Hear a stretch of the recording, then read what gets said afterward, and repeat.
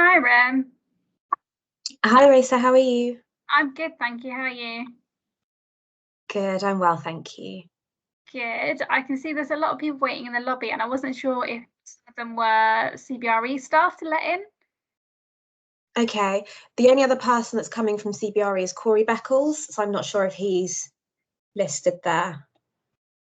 Okay, not yet, but that's fine. Okay. I'll be in the room in a little while.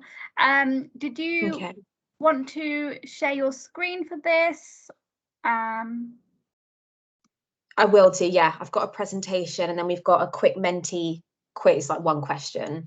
And then we've embedded a video into one of the slides. If it doesn't work, I've got the fallback YouTube video link just in case. I mean, I have no idea how it works on Teams, actually. I haven't done it myself, so we'll see what happens. But hopefully we can share it at some point. No problem at all. Do you want me to start letting the students in, or do we want to wait for Corey? Yeah.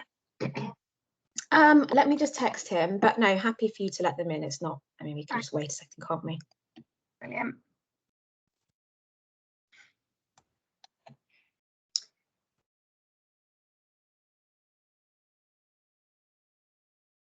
Good morning, everyone, and welcome to the Insight section. Oh, I can just see Corey's there. Perfect. We'll get started in just a minute or two. We'll just wait for a few more students to join us.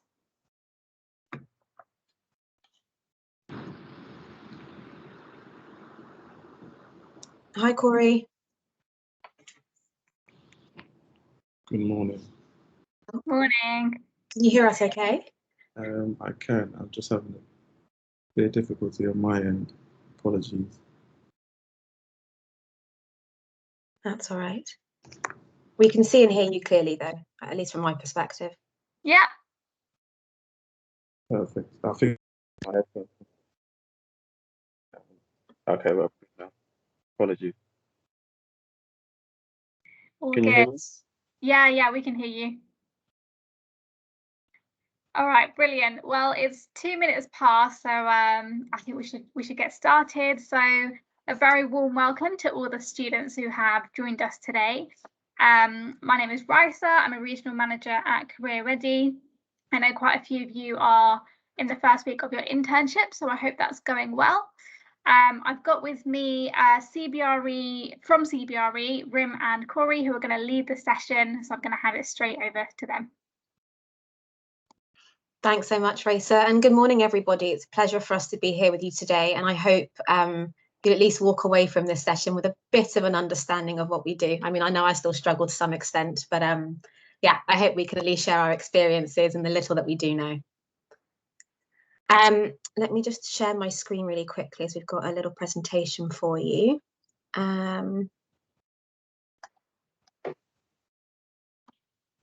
Well, Raisa, is there a way that you can actually allow me to share my screen? You should already have access. Is it saying you don't? No, apparently not, unfortunately. Okay, let me have a quick look.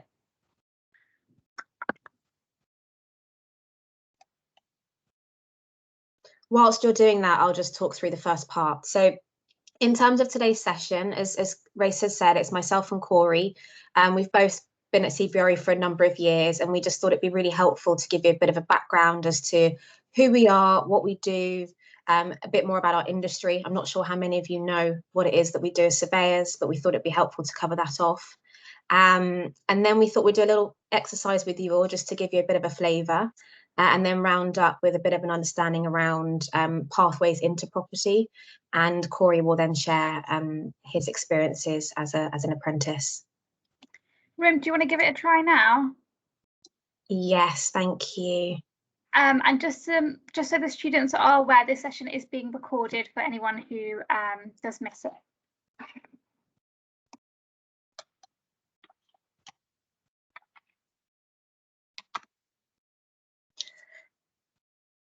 Right, so that's us, in case you can't see us. Before we actually go into everything and tell you what we know, we thought it'd be really great if we could just ask you guys if you know anything about surveying. So what I'd like for you guys to do is to quickly log into either using your phones, laptops, iPads, tablets. You go on to menti.com, or if you just take a picture of that QR code, it should take you right to the page, and enter that PIN. So it's 4332 4584. And that should hopefully give you the question, and we'd love to see your answers live. Let me just stop sharing this.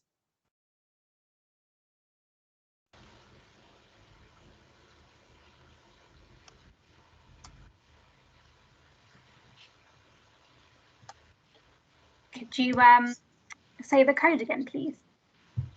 Oh, of course. Yeah, give me 1 second. So the code is 4332 4584. What I'll do is I'll pop it into the chat as well, so that everyone's got that to hand.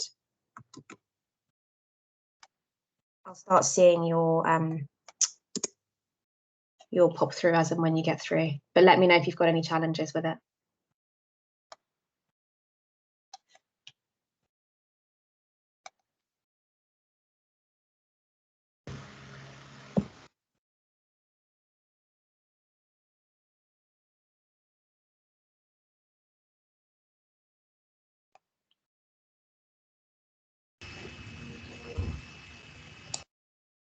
How are we all doing with access?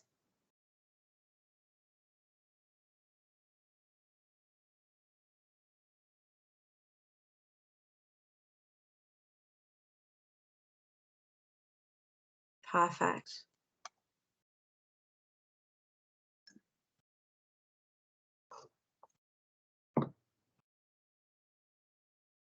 Some good responses. What else have we got?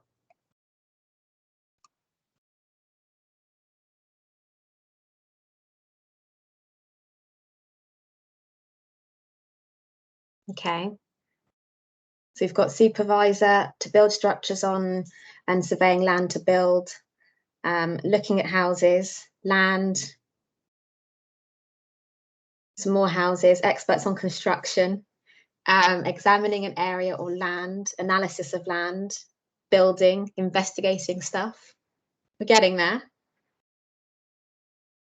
Give it 1 more minute for a few more responses. Physics of a building, interesting. Okay.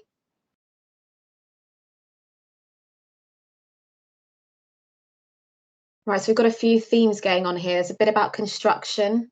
There's a bit about, okay, we've got architect thrown in here as well. Detail, analysis of land. Cool.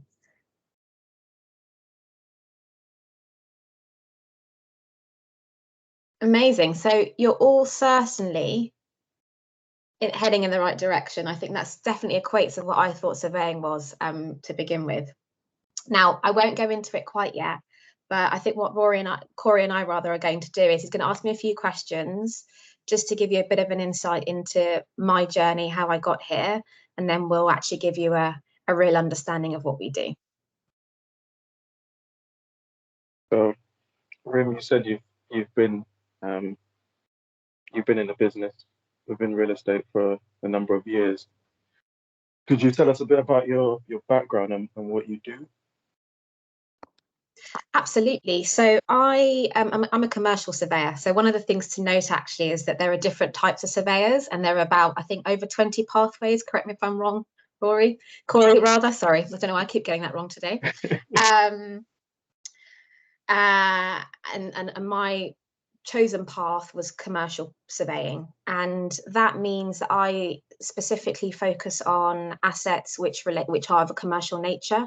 And actually, for the majority of the last 6.5 years or so, I specialised in what we call our petroleum and automotive industry. So this particularly focused on things like your petrol stations, your car dealerships where you buy your cars, and car parks. So quite a niche sector.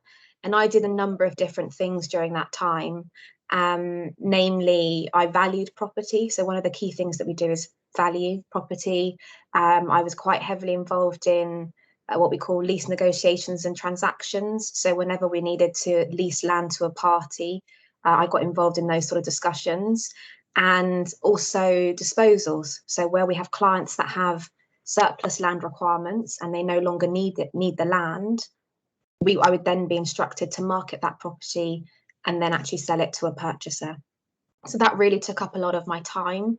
More recently, I'm sure many of you hear a lot about electric vehicles, electric vehicle charging.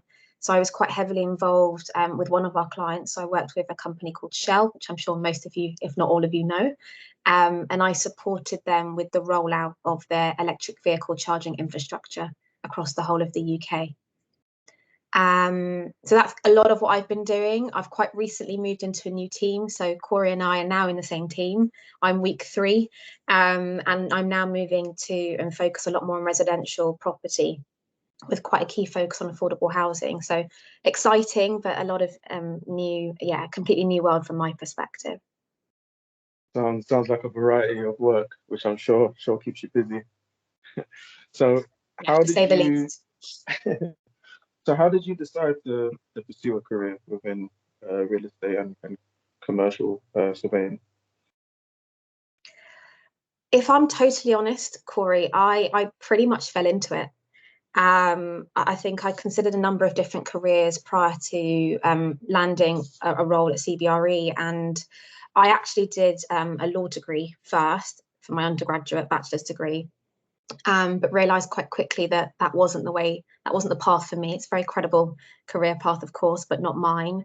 And thought about becoming a psychotherapist at one point.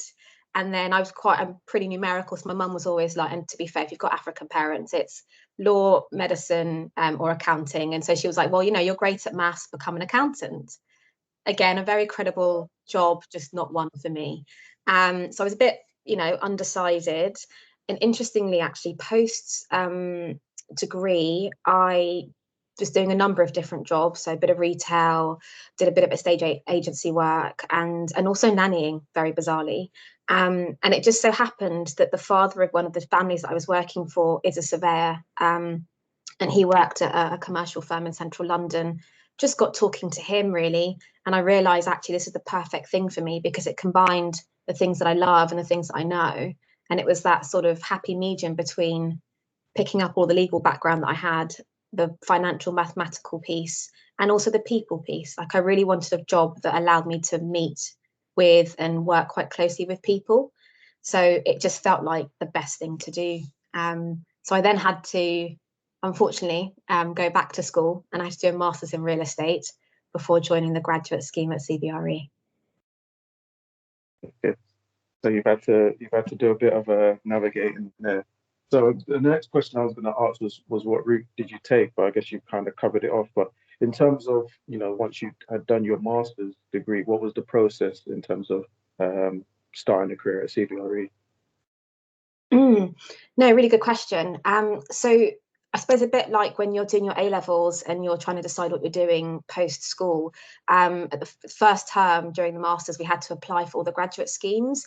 And actually the application process starts quite early on. So you spend the first sort of 3 months or so going and visiting some of the different firms, doing all the applications. And then there's a 4-stage process to getting to CBRE. So you go through all the various interviews, assessment centres, and then by about January or February of that year, fortunately got the role. And then once I concluded my degree in August or so, I begun my role in September of 2014. Okay. So now you're at CBRE now. You've been there for a number of years. Tell everyone what do you love most about your job? Oh, that's a good question. 2 things really. One is the people. We'll go into CBRE as an organisation, but despite its size, I was actually just blown away by how welcoming everybody is and just really helpful. So, you know, I could pick up the phone to somebody in Birmingham, for example, and you know that you get the support that you need, or vice versa. I've always worked with great people at a local level. So again, whilst the organisation is quite large, you've got your own team that you work with on a day-to-day basis, and you get very close to everybody and have really good ways of working. So I absolutely love that. And the second aspect, I have to say, is the work. You know, you work with some of the best clients and organisations in the world, really. We just have that scope of service, and everyone performs really well. I get to work on really interesting projects and just really push myself as part of that. So, you know, sleepless nights every now and again, but on the whole, absolutely love what I get involved in. So yeah, probably say that's what I enjoy most about my job. And I think now that me and you are in the same team, I think you can add working with me to that list. Absolutely. How could I forget that? So moving on, the last question I have is kind of around salary. But what I would like is for everyone on the call, if you could put in the chat what you think a surveyor, how much you think a surveyor earns, and then Rim can tell us a bit more about what you can expect to earn throughout the different levels within the industry. But if you could have a guess, whatever you think, high, low, just pop it into the chat, and then Rim can give us a bit more of an idea. Oh, that is a good question, Corey. See what people come back with.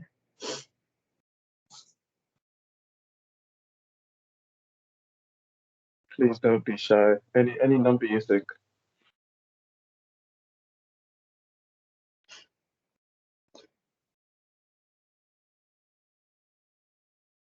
50,000, okay. That's quite a nice salary, isn't it, Corey?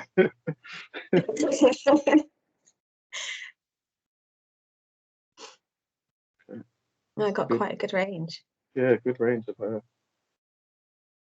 sensible. So, Rim, if you could tell us a bit more, not specifically what you earn, but kind of what people can expect to earn once coming into the industry, and maybe as they kind of you know, step up within on the ladder within the business.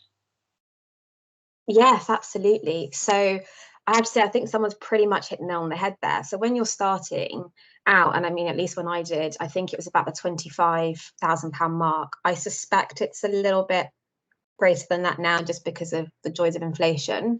But you're sort of talking mid to late 20,000. And essentially, as you become chartered, so you've got to do a professional qualification after a couple of years.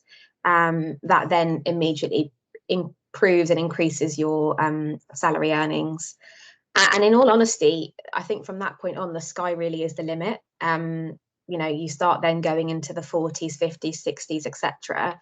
And I'd probably say, without knowing people's individual salaries, you can certainly head into the six figures. And those bonus payments don't really, they sort of help along the way. Yeah, I'm still very early on in my career, so I haven't had a taste of that yet. But yeah, no, it's in terms of industries go, it's very well paid, and you know, for the work we do, you know, money's not necessarily the be all and end all anyway. So, but no, still, especially at a junior level, apprentices and graduates, there's a good salary to be had. So that's all the questions I have for you, Rim. Thank you very much for answering. Amazing, thanks, Corey. Right, so let's just flick back over to our presentation. Oh.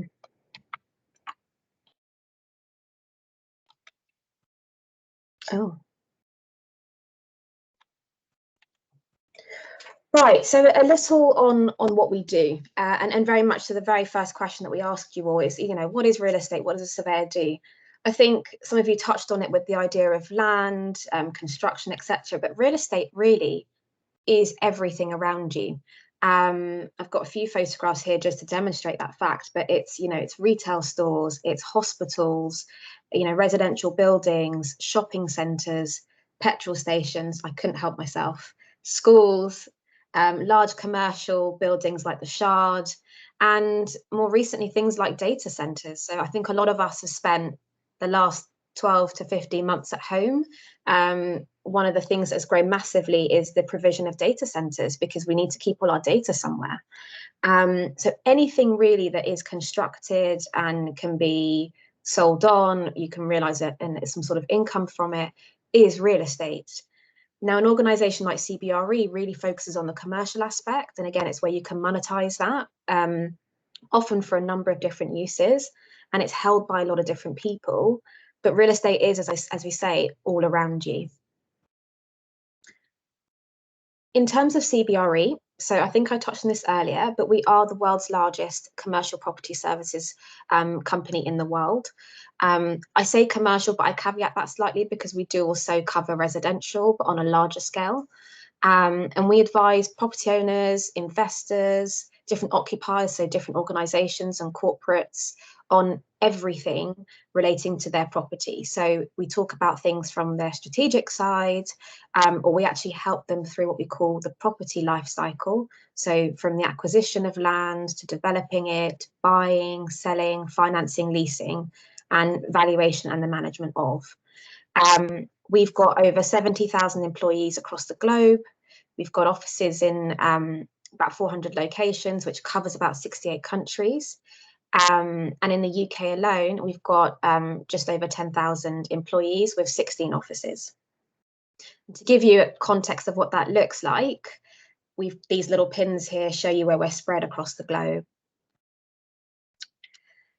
One of the really important things that I absolutely love about CBRE, and I think is absolutely worth mentioning here, is that, again, despite the size, we have a big community feel to the way in which we operate as an organisation. And we're really led by our community efforts and the way in which we relate to one another. A big part of that is our networks. We have what we call our diversity, equity and inclusion networks, and they cover different characteristics and really trying to raise awareness around these things and provide support for people who either want to know more about the issues or also require that support to help them throughout their job and their careers.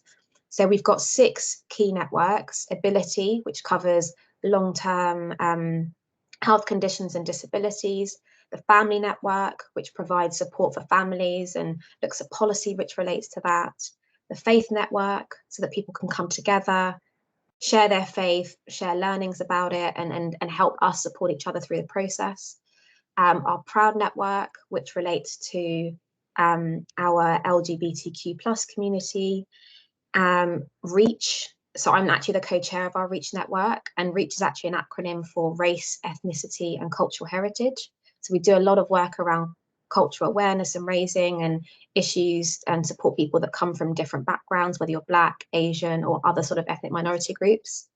And last but not least, our Women's Network. Gender equality is a massively important thing for us here, and actually across the board in terms of representation. So we try to do a lot of work to get all the issues out there and to just do the best that we can in that space.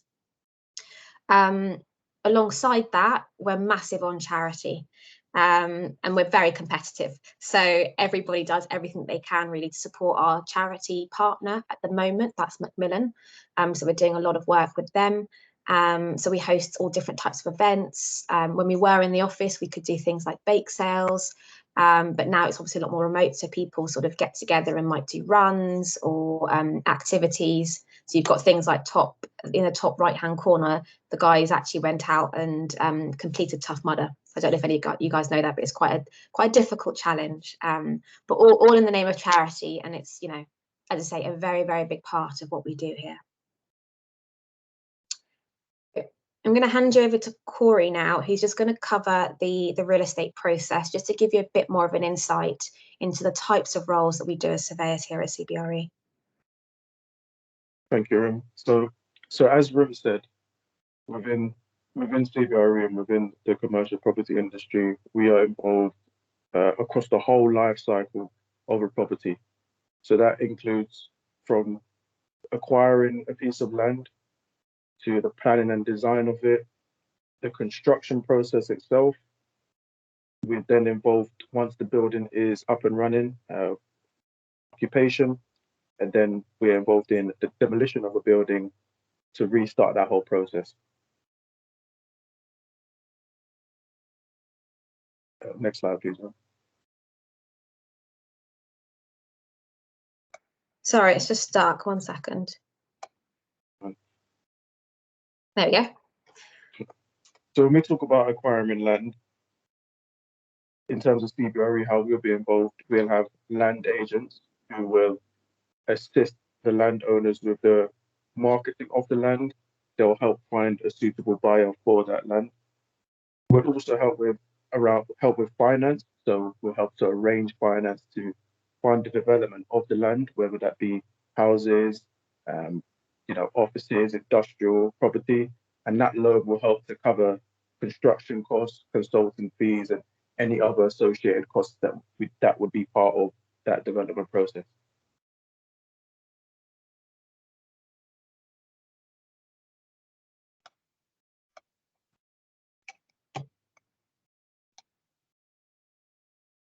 One of the most important parts of a development process is the planning and design. This is, vital to developing a property that fits into the wider environment and also delivers the right outcomes for whoever is going to use it in the future. So at CBRE, we'll get involved in the planning. So we'll provide advice on planning procedures across all stages of the life cycle.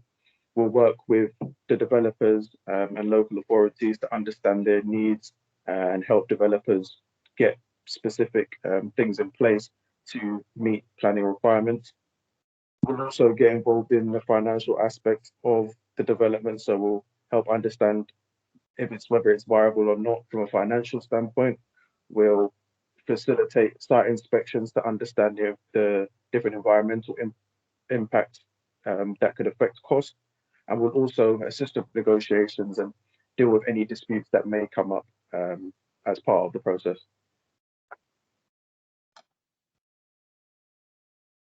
We'll also get involved in the construction. So within CBRE, we've got development teams and project managers who are vital in regards to the construction and development of schemes. So our development team will be involved in the management of planning, design, and delivery of development schemes. They'll help with the sales and marketing process. So going out and advertising the scheme to potential buyers or potential tenants. And we'll also get involved in the development of strategies and plans for the scheme once it's in use. On the project management front, we'll get involved in the technical aspect of the construction, and we'll also manage on-site contractors to ensure that works are being done on time and in the right manner to achieve the desired outcome for the scheme. Once the property is built and up and running, we need to find people that want to occupy it. So our leasing agents will get involved in marketing the property, which will help to find suitable tenants to occupy. But they'll also be involved in negotiating the rental, the rent that needs to be agreed that the tenant will be paying. Once the tenant's in, our property management team will take over and they'll help with the collection of rent. They'll work with the tenant to handle any queries they have, and they'll also make sure that generally the building's in a good condition, facilitating the arrangement of repairs and maintenance procedures on the building throughout its time in use.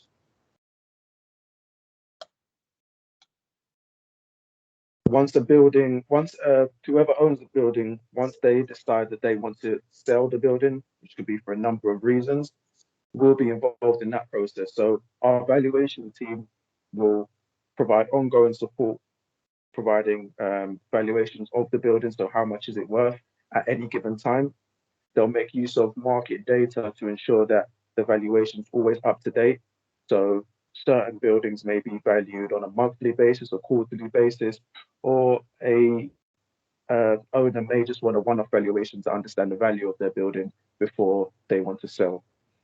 Our property agents will then get involved in marketing the property. They'll go out and speak to prospective buyers and understand what appetite is like in the market. They'll undertake property viewings, and then ultimately they will negotiate the sale prices with any of the interested parties and will deal with the legal procedure to sell the building.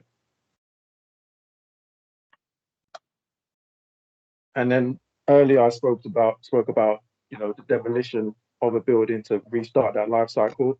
That could come in the form of a demolition, or in many cases, a building will be refurbished to bring it up to date to current standards. So our project management team will be involved in this process.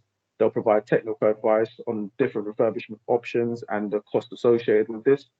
They'll manage the refurbishment process and the on-site contractors to ensure that the property is refurbished to the necessary standard and is fit for purpose moving forward. That's great. Thank you so much, Corey. So, I'm hoping that gives you all a bit of an insight into just how varied our roles actually are. So, there are different types of surveyors that pick up different aspects of these roles. So yeah, we don't get involved in the actual construction itself. We are typically involved in either the strategy around how we deliver projects, the marketing of, the valuation of, or the ongoing sort of maintenance of. And there are different, as I said, different types of surveyors that might satisfy those requirements. So now that you've had a little bit about what we do, we wanted to just set you guys a bit of a challenge, given we quite enjoy those. And we're going to touch on a site redevelopment.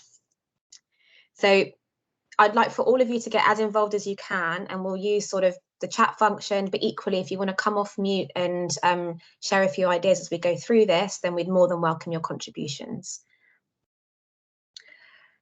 So the challenge is, you've got a client who's informed you that they've acquired a large site in East London. The site is 600 acres. And to give you context, that's about 340 football pitches. And they want to use this site to improve the surrounding area.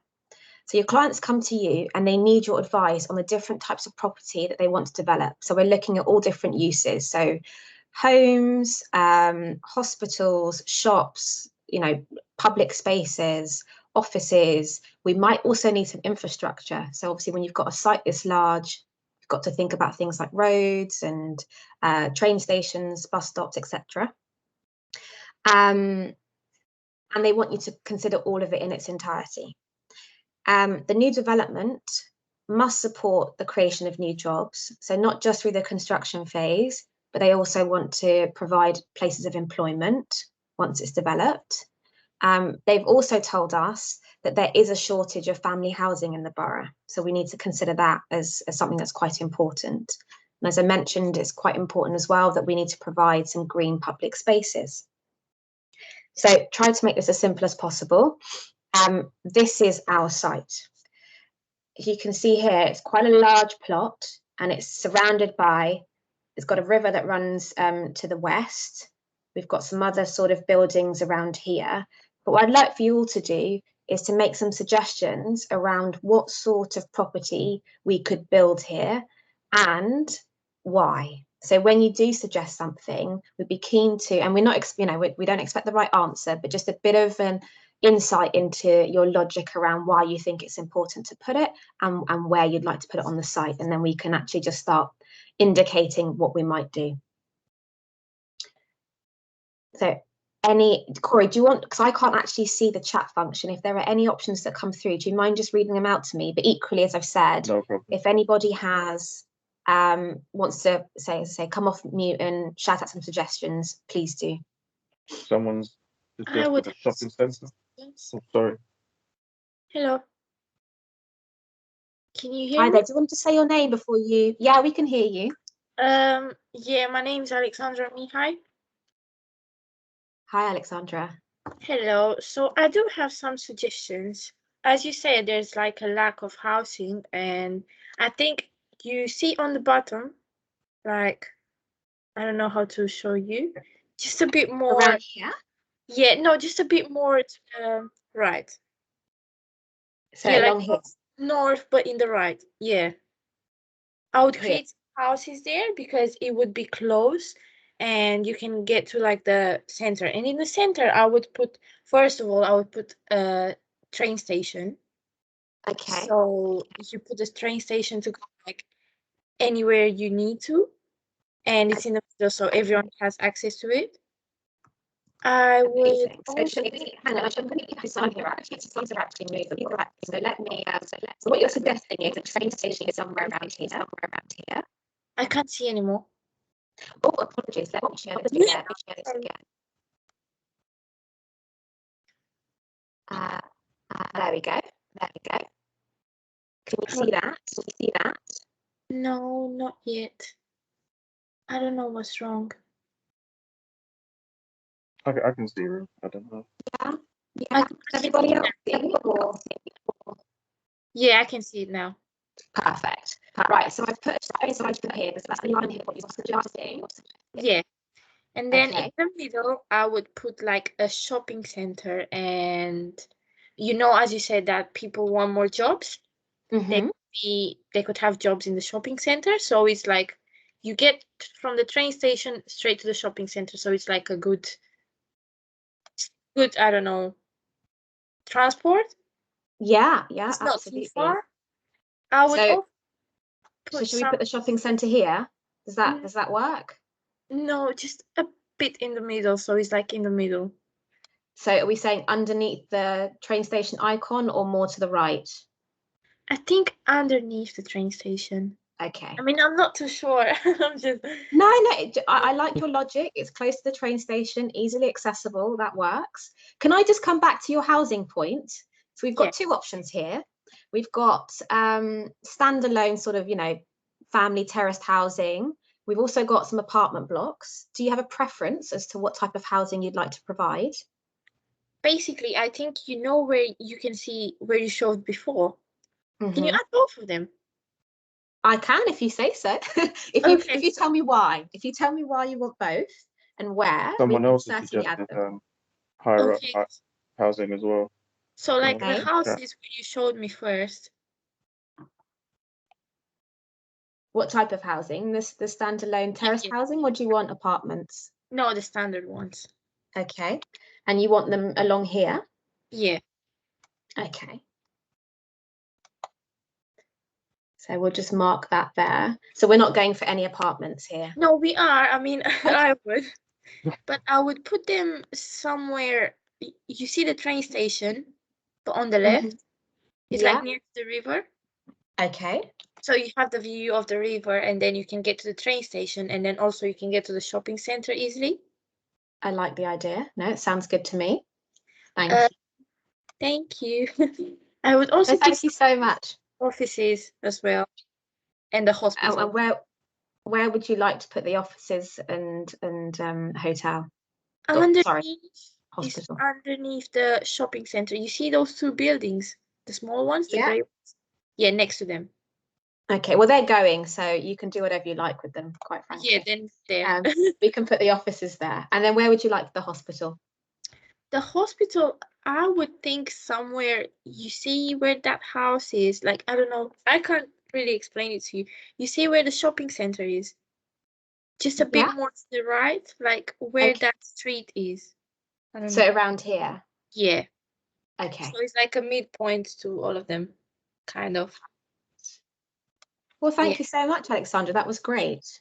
Thank you. I hope it worked. Right, well, it's a discussion for us all. We're building this together, so I'd love to hear other people's suggestions. There's a few comments that have come through in the chat, so I'll go through those. So Mahir's suggested a shopping centre with a large offices and housing. Ayanli's also recommended housing towards the north of the site. Interesting. Can we pause there, Corey, for a second? So we want some housing to the north of the site. Can we get a bit more insights into what type? Again, I'm going to ask everybody this. Do you want flats or do you want houses? And then if so, tell me why. So, okay, Shares suggested high-rise accommodation as it doesn't take up a lot of space, but provides the public with adequate housing. So perfect. And where would they like that as well? Any thoughts on location? We've got a lot of space to fill, and we're allowed to fill all of it. So we can have apartment blocks all over the site. We can have houses all over the site. We can have 2 hospitals if you guys suggest. If you want a massive park on one end, we can do that. So let us know what you want and where. I was thinking for like the far corner, you could make that office space so that doesn't like mix with the residential, because then a lot of people Okay. don't like having their area like busy with people going to work. That's a And you really can also make good the train point. station over there. So when you say far corner, what are we talking? The left corner over here or the There, right? where the mouse is now. Just up here? There, yeah. Okay, no, that's a really good idea. And you raised a really, sorry, I don't know what your name is. I missed that at the beginning. My name is Louisa. Hi, Louisa. So that's a really good point. And actually, you raised a really interesting one. So when people are developing sites, there's often a lot of consideration for how you, where you place different types of uses. And actually, there is, as you say, an argument between, well, do you separate everything or do you make places which are multi-purpose so that you entice people to use it at different times of the day? So now I like what you said there. And are you suggesting we have another train station up there or suggesting to move this one up to the top? I think we should move that one up to the top, because if the train station is nearby but it's not too close for people to be like annoyed by the noise and like people like there are a lot of people in the area. Okay, so you're very much for separating the more commercial uses like the office from the homes. Yeah. Yeah, no, I understand. So what does everybody else think? I think we've got Louisa's perspective on one side, and then we've got Alexandra's. And I don't mean to pit you guys against each other, but I think there's such great ways of thinking about this and really show you the different sorts of things that we have to think about when we're doing this. I have one more. What are your thoughts, guys? I have one more. Sorry. Sure. So basically, now that the office and the apartments are like facing each other, they would need like, I would think that a park would be a good idea. So like when you're at the office and you need a break, you can just go to the park. So the park would be somewhere in the middle. And like, so you're sort of saying around here. yeah. So they have the rivers and the park both views. Okay. Sorry, I don't have a big old park, but the tree and the bench will have to do. No, it's a good idea, and it's a nice public space, isn't it? Yeah, thank you. Great, thank you very much. Right, any other thoughts, folks, on where we could put everything? Someone said housing on the outskirts with offices and a bit more offices in the central area, the central circle square, serving as a hotspot where people travel into. Good idea, good thinking. No, that's a really great idea. So we're sort of talking about having what we call the CBD, so the central business district in the centre of a town, and then you have all of the residential properties outside of that. So that's quite sort of standard urban planning. So yeah, no, really good point. So we'll put a few more offices in here then. Yeah, just adding on to that, I think it's a really good idea for it all to like all the social areas and like work placements and stuff to be central. That way it's like more equitable for everyone to like enter, and it's not like one person has much more of an easier access than another person. So, you know, everyone's able to access it equally. No, that's a really good point. Thank you very much. Sorry, I'm not sure who said that there. Cher. Hi, thank you, Cher. No, these are honestly, guys, these are some fantastic points of suggestion, and I really do appreciate your inputs here. Now, so we've got some offices, clearly, we've got a train station, we've got some apartment buildings, we've got some houses, a hospital, a mall. What do you guys think about a school? If we're building lots of houses and offices, etc., we'll need a place for all the new children that move into the area. So where would you put a school? I think the school would go well in like the middle, so that everyone has like all parts, so both like offices, so people with kids have easy access to it, and housing have easy access to it. Okay. So right, like where the train station is office and then the school, so that it's easy access to transport as well. So about here, does that look all right? On the other side. Sorry, this way? Yeah. Okay. So it's quite close to the hospital as well then. Let's move you back a little. So you've got all the local amenities quite close by. Brilliant. And then do we just need to have one more? What do you guys think about having shops more locally, close to the apartments, the houses? What do you think? Sorry, I have 2 more suggestions. I know I'm sorry. No, don't apologize, please go. So basically the shops could be around, on the bottom right, no, bottom left actually, because we don't have any near the apartments. So sort of around here. No, just like the apartment. Sorry, you said bottom right, didn't you? Around here?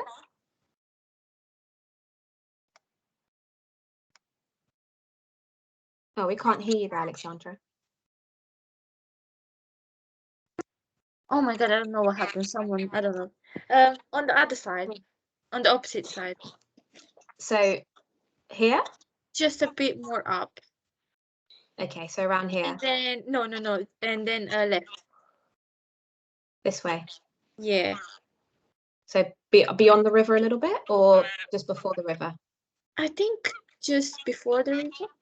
Okay, so we'll put it here. And I would also add one more school, because maybe people don't have the resources to travel, and the school can be, where the park is, just a bit more, more up.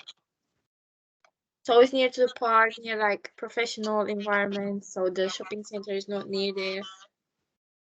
So around here then? Yeah. Perfect, thank you. I think there should be some retail, not like retail, but like food areas around the office so that the businesses can do well and money goes into the businesses, the local businesses. That's a really great point. No, thank you for sharing that. So do you want to have it sort of near these offices and this one here? Because we can have more than one. Yeah, I was thinking in between the 2 offices in the top right, where the park is, they can sit and enjoy your food. Or they can do outdoor seating. Okay, now that's a really good idea. So we'll pop you up here. Sorry, they're overlapping a little bit. We get the gist. Amazing. Now, the one thing that we haven't considered is what we call industrial uses, so warehousing. I'm sure a lot of you, like me, have spent way too much time on Amazon in the last year, or just online generally. One of the things that you start seeing is more and more warehouse space in the city as part of a development.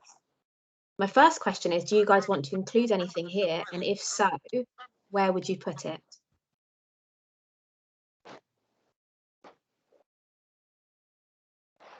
Excuse me. Hi. Would the other side of the river still count as the property that's owned? Like the land It is, owned? yes. Yes, so sort of everything in my mind is, so this site consists of everything within this perimeter here, down to here, through here, and just to this river here along there. So any of that is up for grabs. All right, so I'll put it across the river then. Okay. Because that way is away from all of the offices and shops and hospitals.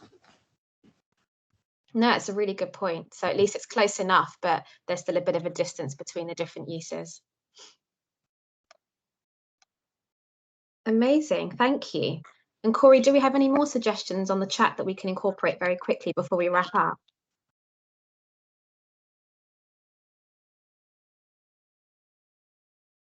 I'm on mute. Sorry. I think we've covered a lot of the ideas put in. One idea I liked was someone was thinking about some using green areas to offset carbon emissions. I thought was a very good idea. Good thinking there. Absolutely. And yeah, no, I think we've got quite a lot there, so looking like a good development to me. Me too. I'm just going to include a couple of extra green spaces just to reflect that thinking. But no, it's a fantastic point, and I think I'm sure we're all aware that climate change is incredibly important, and we're finding that it's not just a buzzword. You know, when we talk to our clients about this, when we're thinking about when we're delivering schemes or investing in property, it's a really, really important part of it. So it's a fantastic point to raise there. Thank you. Amazing. Well, we don't really have much time before we wrap up, so I just want to say a massive thank you to all for sharing, because that was really great to hear your thoughts, and I feel that was good development coming together there. I'm not sure if any of you actually know the site. Can I just ask that everyone goes on mute, please, just whilst we're talking, because I can get a bit of feedback. Thank you. This is actually a real site, but I didn't want to share with you what that was until we actually went through this and got your initial thoughts. But this is actually, if I give it 1 second, it's Stratford. So the site that we're looking at is Stratford before the redevelopment and the Olympic Games in 2012. So we thought we'd actually share with you a video of what it looks like and how they got from that ground site through to what it is today. So let's see if this plays now.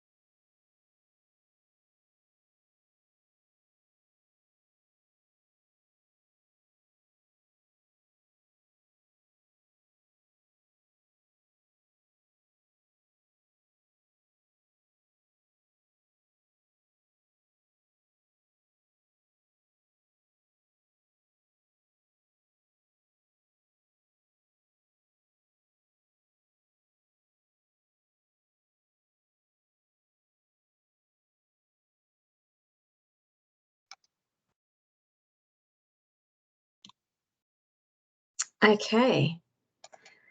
So I just wanted to share that really quickly with you, because I think one of the things that I think I love personally about our industry and what we do is that you really have a tangible benefit, and you can actually see what it is that you do, and it's visible in society. And using Stratford as an example, the benefits are not just physical in the sense that you're building buildings. It has a social, economic and environmental impact and benefit too to the wider community. So I just thought I'd share some really high level stats before we talk you through how you get to where we are. So they've said that with Stratford, by 2030, they will have built more than 10,000 new homes in the park. That will create 5 new neighbourhoods, lots of green spaces for the public, and many of those houses will be affordable. A new academy has been built as well, and it will be used to educate around 2,000 students. Again, with all the redevelopment, all of the commercial premises make it a much more connected area. It's got the big station, and it allows people to get from Stratford and wider East London into work quite easily. There have been loads of jobs created as part of this, through the construction piece and of course the tourism that comes alongside that. And they've estimated that about 20,000 jobs will have been created by 2030. So that introduces a lot more investment into the local area. And actually one of the really key things, and I'm really glad that somebody brought this up earlier, is that the reason the Olympic bid was quite successful is because of the underlying sustainability piece.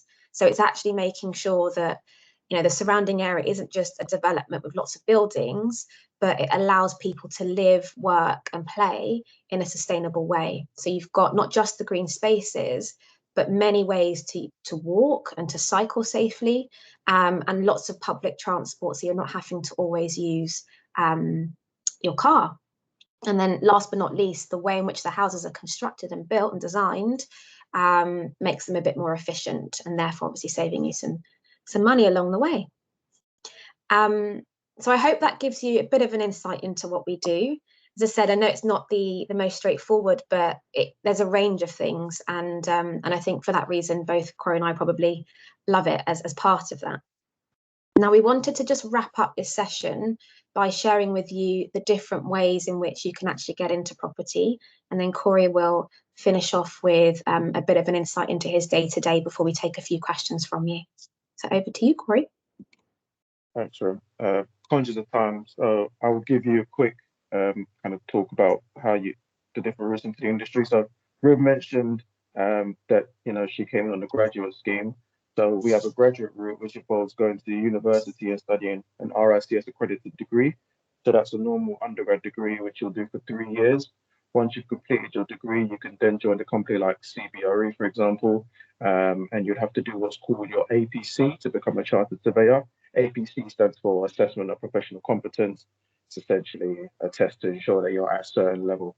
So you'll do that over 2 years, and in total, if you go the graduate route, it will take you 5 years from starting your degree all the way through to completing and becoming a chartered surveyor. There's also the apprenticeship route, which is the route I took, and I'm on. So that's where you join the business direct. So you join a company like CBRE. Their company will pay for your degree, so they'll pay for the university. So alongside that, you'll be working. So I work 4 days and go to university 1 day. And then in your last 2 years of the scheme, you'll do your APC as the normal graduates would do it. And I'd say for both the graduate scheme and the apprenticeship scheme, in those years, you rotate into different teams. So the graduates will do 2 different placements over 2 years. And as an apprentice, you'll do 4 different placements over 4 years.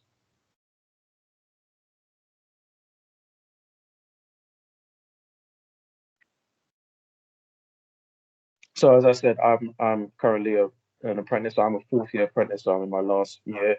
Recently finished my degree. So I'll just take you through a typical day of my day and when I was in a team called transaction management. So transaction management, we dealt with dealing with real estate transactions on behalf of occupiers. So my client was Mondelez International. Most people haven't heard of them, but they've heard of the brand. So Mondelez owned brands such as Oreos, Cadbury, Sour Patch. So typical day, get into the office before COVID times, get into the office around 8:30, check emails, to-do list for the day, see what I've got on, go and grab a coffee, quick catch up with your team, see what's going on with them, see if there's any ideas you can share. Real estate is a sociable industry, so it's always good to have conversations with people within your team and other teams within the business. Then do some independent work. It was an international client, so I worked on projects all over the world. One of the big projects I worked on at the time was a relocation of an office in Moscow, Russia.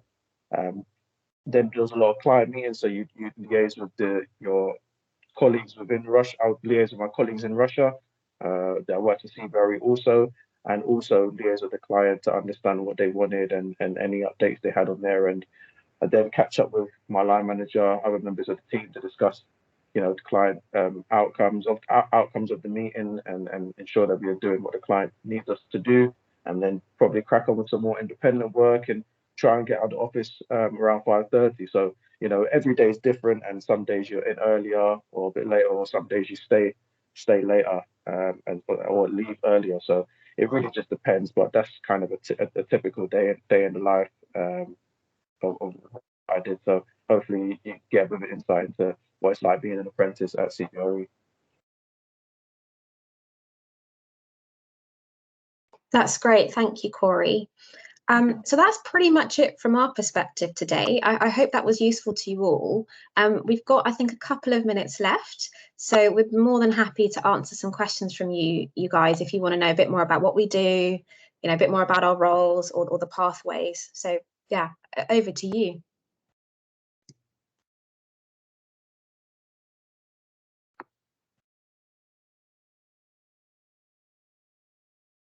Hi, it's Shea again. I just wanted to ask you, Rim, I think you said that like a job role for surveying was disposals, like marketing and then selling property.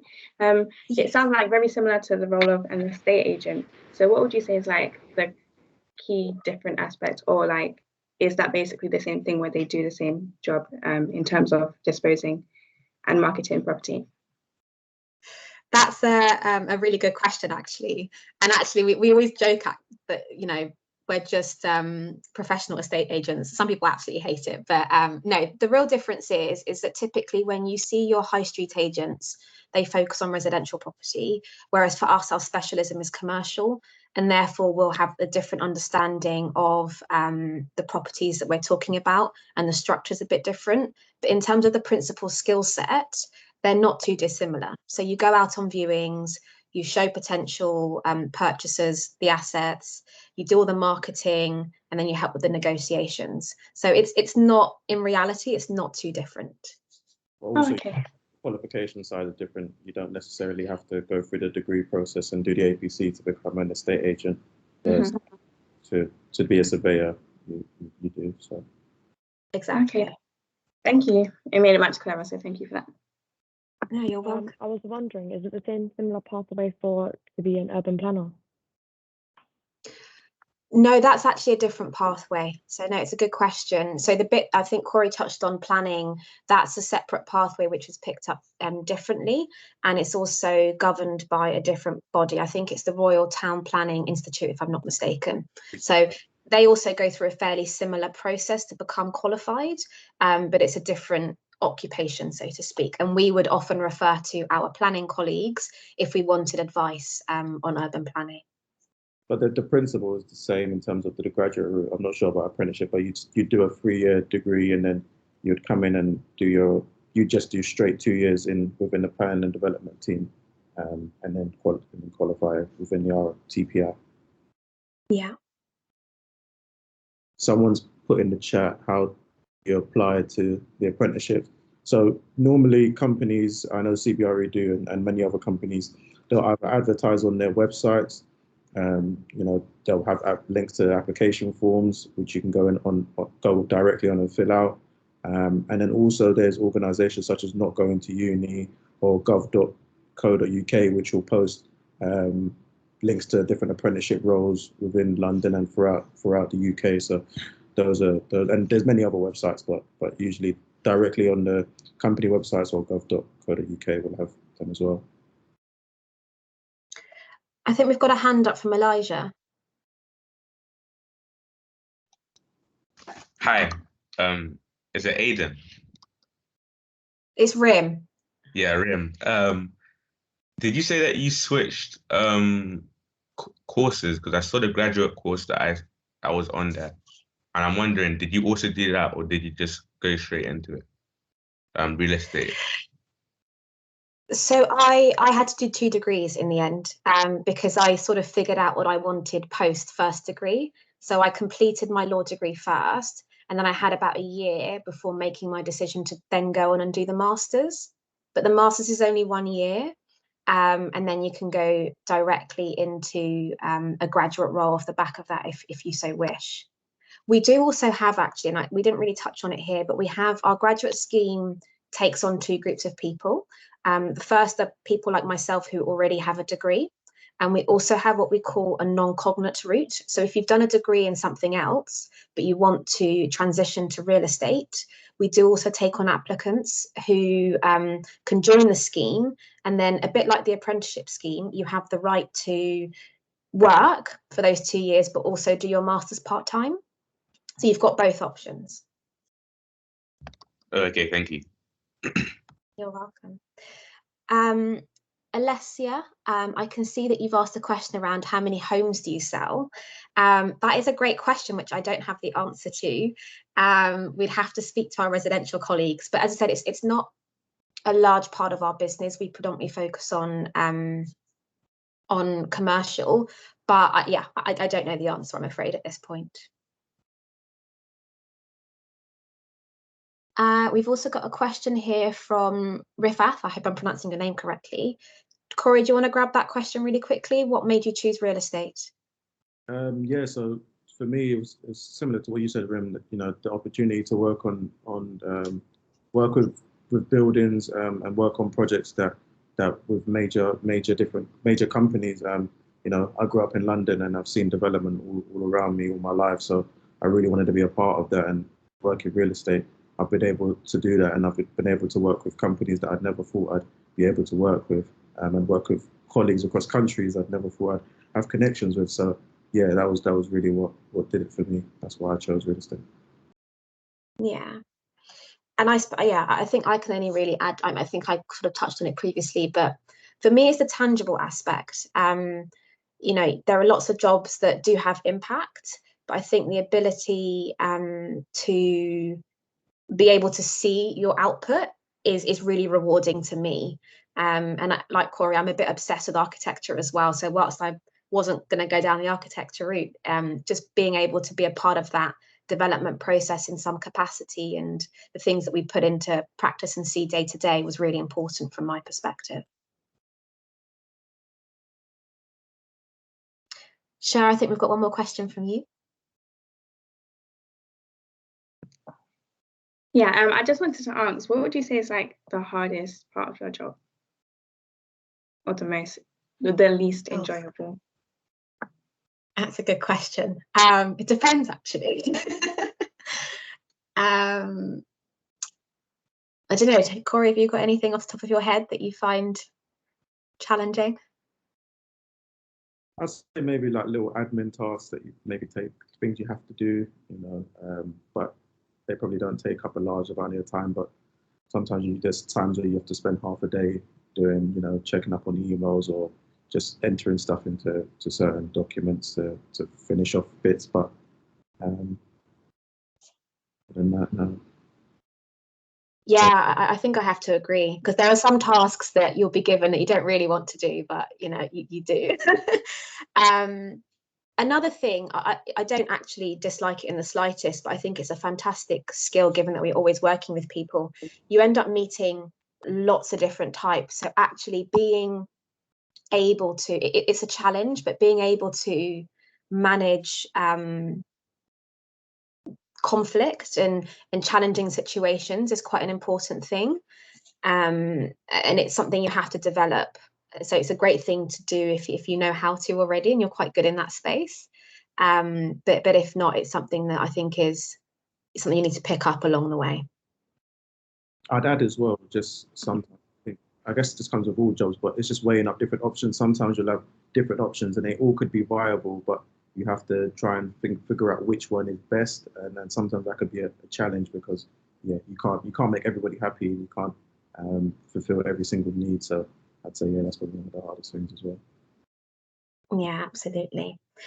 So I'm very conscious of time. We've probably taken up quite a lot of everyone's time. So we've probably got space for maybe one more before we wrap up, unless Raisa says no, we're done.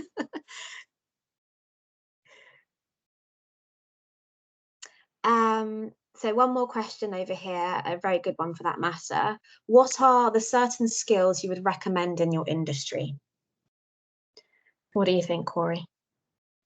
People, such like people skills, you can't get away from having to work with people within real estate, and it's really based heavily on relationships. So that's one, people skills, and also Excel. That's one of the major things. So being not necessarily maths numbers, but being able to understand numbers, being able to use spreadsheets and input information and also analyze information. Yeah, and I think I'd just add actually, because a lot of the stuff that we know today, we didn't know coming into here, even with our degrees and our education, a lot of it you learn on the job. So I wouldn't say that there's a lot of technical knowledge that you need to have beforehand.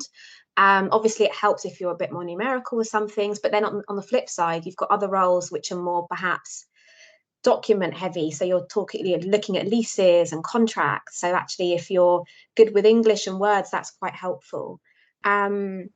One thing I would say, and probably more on the softer skill side, is being flexible. So it's just being open to change and being innovative. I'm sure that's probably something that you hear across the board, but the world is changing so quickly and technology is accelerating that change, and real estate is also subject to that. So if you're quite good at just being a bit more flexible with things, thinking on your feet, those sorts of skills are really handy.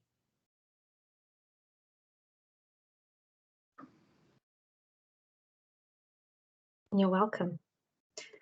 Right, I think that probably brings us to a close from our perspective, but thank you guys so much for being a great audience and participating. I hope that was really helpful to you and you have a bit more of an understanding of what we do both at CBRE and an industry as a whole.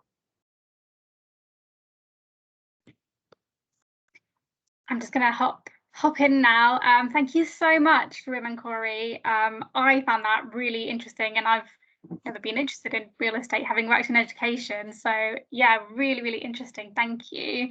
I love that activity as well, and I can see all the students clearly enjoyed it as well. It's interesting that a lot of what you said at the end are all kind of transferable skills. They're ones that I recognise that I have to use despite working in the education sector. And what I've done for the students is I put in a link to our other career insight sessions, because there is one on Excel. So do sign up to that one, not just because if you're interested in real estate, but because a lot of jobs use Excel. So that will be really helpful for you. And thank you to the students for joining and getting involved. It was great to see you all being proactive. One last thing I'd like to mention is I know some of you are going to be on the CBRE October half-term work experience. It is full up, but if you do want to be on the reserve list, you can drop me an email and we can see if we can do that for you. But yeah, a massive thank you to Rim and Corey, and thank you everyone for joining. Thank you very much. Great, thank you.